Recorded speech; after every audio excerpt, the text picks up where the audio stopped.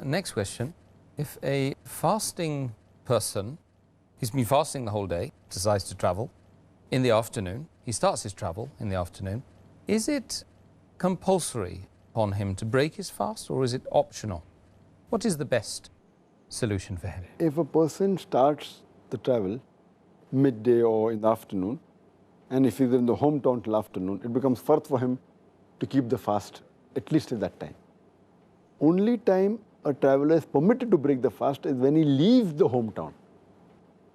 If he decides that he's going to leave in the afternoon, it's not possible that he does not fast in the morning. He has to fast in the morning because there can be change of plans. If he decides in the afternoon, he may change his plan. So then it will be a sin on him.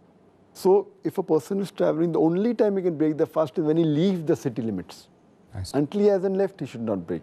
So if he leaves the city limits in the afternoon, he is permitted to break, not that he should break. But if he feels there's no hardship, he can continue fasting and complete his fast. It's optional on him.